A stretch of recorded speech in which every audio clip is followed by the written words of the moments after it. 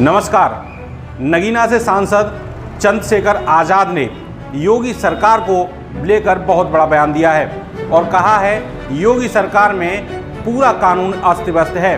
हाल ही की बहराइच की घटना को लेकर उन्होंने एक बहुत बड़ा बयान दिया है और कहा है इस सरकार में इसी तरीके से गरीबों दलितों को सताया जा रहा है, लेकिन योगी सरकार की पुलिस और योगी सरकार इसमें कोई भी एक्शन नहीं ले रहे हैं। इससे लगता है कि योगी सरकार की मंशा कुछ और ही है।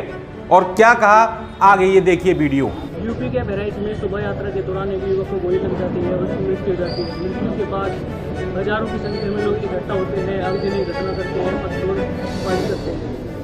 इस घटना पर आप क्या कहेंगे? देखो, यूपी में जिस तरह से लगातार कानून व्यवस्था दम तोड़ चुकी है, ध्वस्त हो चुकी है, ये फिर से जो है उसी का एक उदाहरण पेश हो रहा है।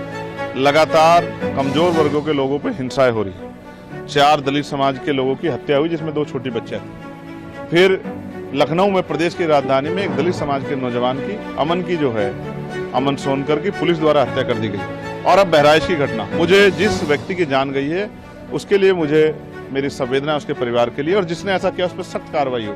लेकिन हम इस बात को भी इग्नोर नहीं कर सकते कि जिस तरह से जानबूझ के इस तरह से गाजियाबाद के जरिए या किसी और जगह से जिस तरह से एक समुदाय को उकसाने का, भड़काने का, सड़कों पर लाने का प्रयास किया जा रहा है, और लगभग इस बार तो जो है वो सफल भी हो गए हैं कि हिंसा जो है जिस तरह की होती दिखाई दे रही है। मैं इसका कड़े शब्दों में जो है इसका विरोध और निंदा तो करता हूं, लेकिन मैं मुख्यमंत्री जी से पूछना चाहता हूं कि ये कैसी सरकार है जिसमें कानून व्यवस्था पटरी पर नहीं आ पा रही। मैं ये भी आग्रह करूंगा कि सब लोग शांति बनाए रखें, और मैं राजनीतिक दलों से भी ये कहूंगा कि राजनीतिक नफा नुकसान को ना देखते हुए सब लोगों को राजनीति के ऊपर उठ के प्रदेश की कानून व्यवस्था सही रहे, इसका ध्यान रखते सब लोगों को शांति की अपील करनी चाहिए। लेकिन मैं इसके साथ साथ उत्तर प्रदेश के मुख्यमंत्री से भी ये कहूंगा कि उनको आज राजधर्म का पालन करना चाहिए और अपराधियों पर सख्त कार्रवाई करनी चाहिए, और कानून व्यवस्था जो है वो बहाल हो, असुरक्षा की भावना खत्म हो, और प्रदेश में और कहीं हिंसा की आग न जाए, इस बात का ध्यान रखते हुए सख्ती से कार्रवाई करनी चाहिए, जिससे कि आम जन अपने आप को सुरक्षित महसूस करे। अगर मुख्यमंत्री राजधर्म नहीं निभाते तो हमें मानना चाहिए कि ये सरकार का फेलियर तो है, और ज्यादा उम्मीद सरकार से हम लोग नहीं कर सकते।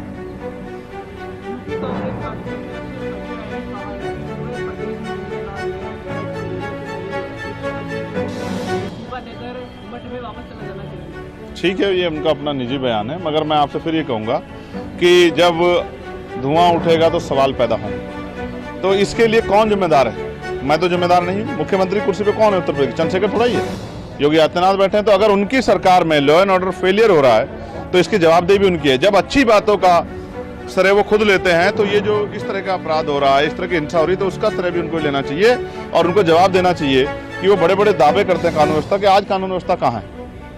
कौन सुरक्षित है उत्तर प्रदेश में? लगातार क्या बहन बेटियों पे हमले नहीं हो रहे हैं? लगातार क्या तमाम तरह से दलितों पे, मुसलमानों पे, पिछड़ों पे जुल्म नहीं हो रहे हैं? क्या लगातार नौजवानों पे जो है हमले नहीं हो रहे हैं? लगातार किसानों पे हमले नहीं हो रहे हैं? कहीं गुलदार से लोग परेशान हैं, कहीं जो है भेड़ियों से लोग परेशान हैं, लोगों की जीवन रक्षा भी हम लोग नहीं कर पा रहे हैं। तो सरकार कर क्या रही है और किसके लिए काम कर रही?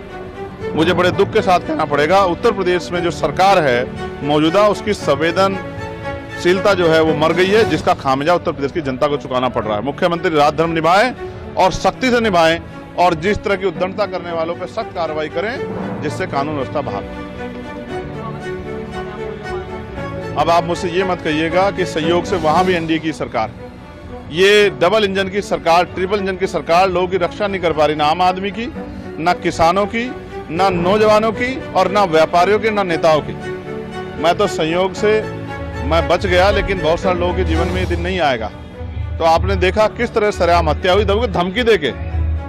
तो इस पे जो है ये किसी के ऊपर टिप्पणी करने पहले अपने गिरवान में जाके सरकार को देखना चाहिए कि वो इस प्रश्न चिन्ह का जवाब, इस सवाल का जवाब कैसे देंगे। ये